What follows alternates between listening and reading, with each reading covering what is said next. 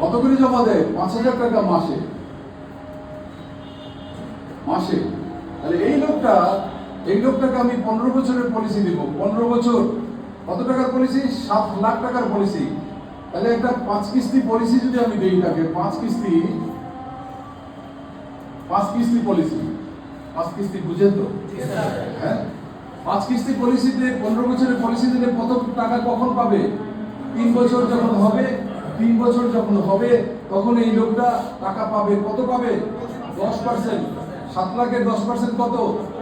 70,000 টাকা এই লোকটা পাবে প্রথম। দেন যখন 6 বছর হবে তখন এই লোকটা আবার টাকা পাবে কত? 15%। 7 লাখ টাকার 15% কত? 7 লাখ টাকার 15% 1,05,000 টাকা। এই টাকাটা পাওয়ার জন্য ওই লোকটাকে কোনো নোটিশ করতে হবে না। এই টাকা পাওয়ার জন্য ওই লোকটাকে কোনো কাউকে কিছু বলতে হবে না।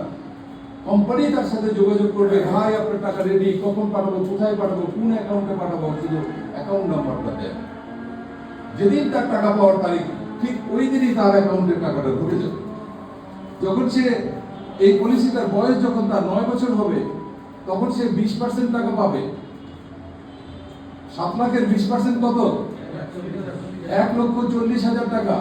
এই টাকাটা সে পাবে, কোনো নোটিশ করতে হবে না, সে অটোমেটিক্যালি পাবে। যখন তার পলিসির বয়স 12 বছর হবে তখন সে 25% টাকা পাবে। 7 লাখের 25% কত?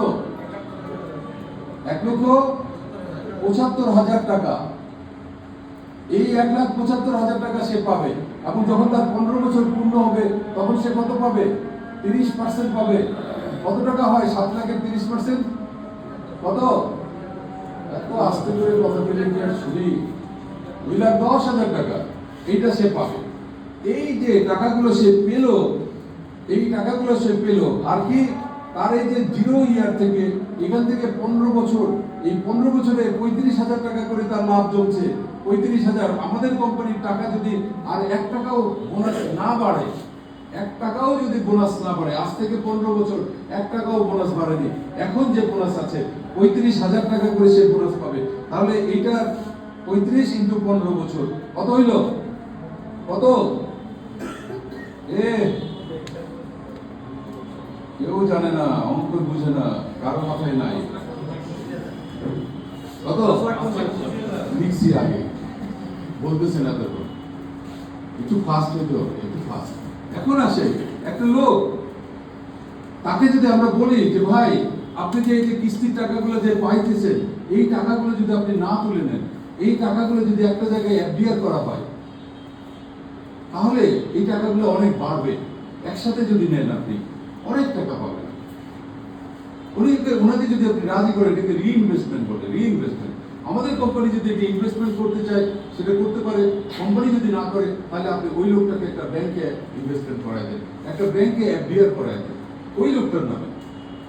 এখন যদি আমরা টাকাগুলো তুলে না নিয়ে এই টাকাটাকে রিইনভেস্টমেন্ট করি তাহলে এই টাকাটা কত ফিগার হয় আসেন দেখি। আমরা যদি দেখি যে আমরা আজকে 2026 সালে পলিসিটা করলাম, তাহলে সে প্রথম টাকা পাবে কত সালে? 27, 28, 29 সালে। তাহলে 29 সালে সে প্রথম টাকাটা পাবে। এখানে সে 29 সালে টাকা পাবে। এই 29 সালে টাকাটা 3 বছরের সময় টাকাটা যদি 15 বছর পূর্ণ করতে আমরা এখানে জমা রাখি তাহলে আমাদের কত বছর সময় পেল? 12 বছর। তাহলে 29 সালে যদি আমরা ধরে নেই যে কোনো একটা ব্যাংক 6 বছরে দ্বিগুণ করে, 6 বছরে দ্বিগুণ করে, তাহলে আমার এই 70,000 টাকা 6 বছরে দ্বিগুণ হইলে কত হইলো? 140, 1,40,000। আবার এখান থেকে আবার 6 বছরে যদি রাখি আমি তাহলে এটা কত হবে? 2,80,000 টাকা হবে। তাহলে আমার প্রথম টাকাটা 2,80,000 টাকা ফিগার হইতে পারে। কত সালে? 29 সালে কথা বলতেছি।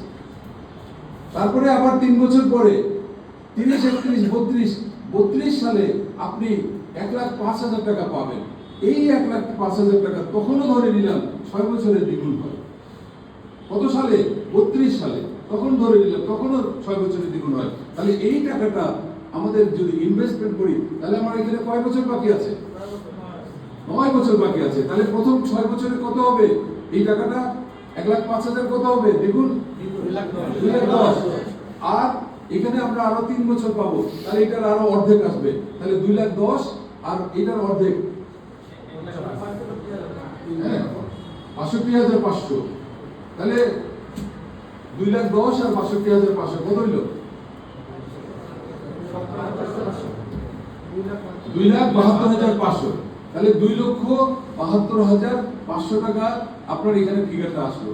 আবার 9 সালে যখন এই 9 বছরে 32, 33, 34, 35 সালে আপনি 1,40,000 টাকা পাইলেন।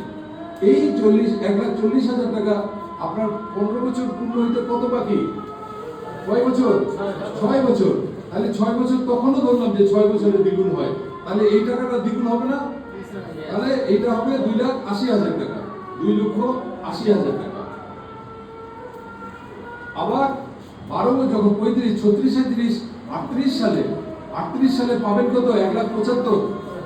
বাকি আছে কত সময়? 3 বছর। তাহলে 1,75,000 যদি আমি তখনও ধরি 6 বছরের দ্বিগুণ, তাহলে এটা অর্ধেক লাভ হবে না? তাহলে 1,75,000 আর 1,75,000 এর অর্ধেক কত? 85,500। 85,500 আর 1,75,000 আর 85,500 কত হইল? ফিগার কত? 1,75,000 2,60,500 2,60,500 টাকা। এবার আসেন লাস্ট পেমেন্ট কত? 2,10,000 টাকা। এটা তো আমরা ইনভেস্টমেন্ট করতে পারবো না, তাহলে আমি এখানে 2,10,000 টাকা এটা দিলাম। মোট কত হইল? যোগ করে 5 2 0 5 10 0 আর থাকলো 1 2 রেখে 3 8 8 7 15 15 আর 8 23 23 আর 6 29 আর 1 30 30 এ 0 হাত থাকলো 3 3 2 5 5 2 7 2 9 10 11 12 13। তাহলে 13,03,000 টাকা। যদি সে টাকাটা তুলে না নেয় তাহলে তার ফিগারটা দাঁড়াবে হলো 13,03,000। আর আমার লাভ কত আছে? 5,25,000। তাহলে 13,03,000 এর সাথে 13,03,000 আর 5,25,000 আমি লাভ বাড়াই নাই, লাভ এটাই যেটাই আছে। তাহলে কত হইল? 5 3 8 আর 2 আর 5 3 8 আর 1 18,28,000 টাকা। তাহলে সে শুধু ইনভেস্টমেন্ট করবে, সে টাকাটা তুলে নিবে না, তাহলে হলো 18,28,000 টাকা হয় তার। এবার আসে এই লোকটা আপনাকে প্রথমে একটা প্রশ্ন করবে, যেটা আপনারা কেউ করেন নাই, কারণ আপনারা তো বেচেন না। এবার বেচেন, এই বিক্রির ক্ষেত্রে আপনাকে একটা প্রশ্ন করবে, ভাই আমি কত করে জমা দেই? মাসে 5,000 টাকা। বছরে কত? 60,000 টাকা। আমার পলিসি কত বলছেন? 7 লাখ টাকা। তো আমি 60,000 টাকা করে যদি 15 বছর জমা দেই কত হয়? 60,000 ইনটু 15 বছর কত হইল? 9 লক্ষ টাকা। তাহলে আপনি আমার পলিসি বললেন 7 লাখ টাকা আর আমার কাছে নিয়ে নিলেন 9 লাখ টাকা। আপনি তো ভাই মানুষ খারাপ বলবেন না? আপনার তো ইন্স্যুরেন্সের বহুত বাকি আছে, আপনি আমার কাছে 2 লাখ টাকা বেশি নিয়ে নিলেন। 2 লাখ টাকা ভাই আমি করবো না। এটার প্রথম উত্তর কি জানেন? এটা প্রথম উত্তর হলো যে আপনি 60,000 টাকা করে 15 বছর দিলে 9 লাখ টাকা হয়। এটা যদি আমি আমার 5 বছরের বাচ্চাকে বলি যে বাবা ক্যালকুলেটরে একটু লেখো তো, এই যে 60,000 ওই গুণ চিহ্নটা দাও, দিয়ে 15 দাও, 1 5 সমান সমান দাও, কি আসবে? 9 লাখ টাকা আসবে। এখন আপনি আমাকে 300 টাকার স্টেপে একটু লিখে দেন যে আমি আগামী 15 বছর এই দুনিয়াতে বেঁচে থাকবোই থাকবো এবং আমি 9 লাখ টাকা জমা দিবই দিব। বলেন পারবেন? আগামীকালকের গ্যারান্টি আছে আপনার? 1 সেকেন্ডের পরের গ্যারান্টি আছে আপনার? তা আপনি কেমনে বলেন আমরা 9 লাখ দিয়ে দিলেন? আপনি কেমনে বলেন? আপনি দিয়ে দিলেন, আরে আগে দেন তারপরে বললেন। আসেন আপনি প্রমাণ করে দিই, আপনি জীবনেও কোনোদিন আমাদের কোম্পানিতে 9 লাখ তো দূরের কথা, 7 লাখই তো দিবেন না। আসেন প্রমাণ করে। আমি তাকে প্রথম বলবো, আপনি 3 বছরে আমার কোম্পানিকে কত দিলেন? 60,000 করে 3 বছর দিলেন, কত দিলেন? 1,80,000 টাকা দিলেন 3 বছরে। আমি আপনাকে কত ফেরত দিলাম? 70,000। তাহলে আমার কাছে কত রইল আপনার? 1,10,000। তাহলে আপনার 1,10,000 টাকা আমার কাছে থাকলো। ওকে, এটা আপনি আমার কোম্পানির কাছে রাখছেন। আবার আপনি 3 বছরে আমাকে 1,80,000 দিলেন। আমি আপনাকে 1,05,000 ফেরত দিলাম, কত নিল আমার কোম্পানিতে? কত? 75,000। কথা বলেন না কেন? 75,000। তাহলে এই 75,000 টাকা রইল। দেন আপনি আবার আমাকে 3 বছরে 1,80,000 দিলেন, আমি আপনাকে 1,40,000 ফেরত দিলাম। আমার কাছে কত রইল আমাদের কোম্পানিতে? 40,000 রইল। তাহলে 40,000 টাকা আছে। দেন আপনি আবার আমার কোম্পানিকে 1,80,000 দিলেন, আমি 1,75,000 দিলাম। আমার কোম্পানিতে কত থাকলো? 5,000। 5,000 রইল। আবার আপনি আমাকে 1,80,000 দিলেন, আর আমি 2,10,000 দিলাম। আমি আপনার কাছে কত পাইলাম? কত? 30,000। তাহলে 30,000 মাইনাস,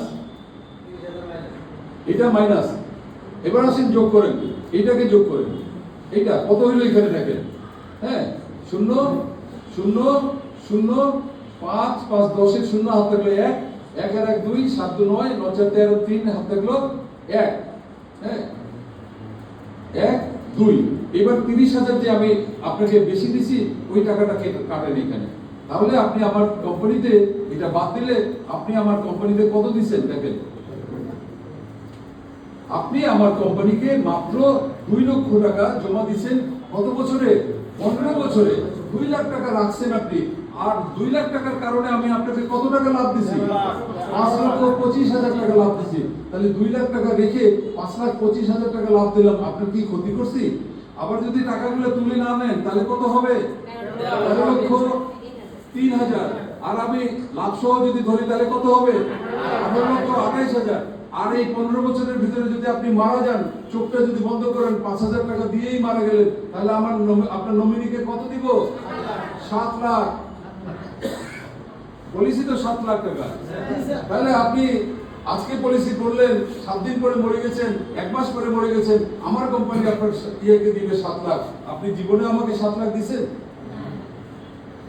এরপরেও আমার কথা আছে, আপনি অসুস্থ হইলে আপনাকে আমি চিকিৎসা করে দেব, অ্যাক্সিডেন্ট করলে আমি চিকিৎসা করে দেব, আপনি মরে গেলে আমি টাকা দিব, আপনি অসুস্থ হইলে আমি টাকা দিব। তাহলে আমি কি আপনাদের ক্ষতি করলাম না? ভালো করে হিসাব করছেন, অঙ্ক বুঝেন। এই জিনিসগুলো প্রেজেন্টেশন, এটা হলো প্রেজেন্টেশন।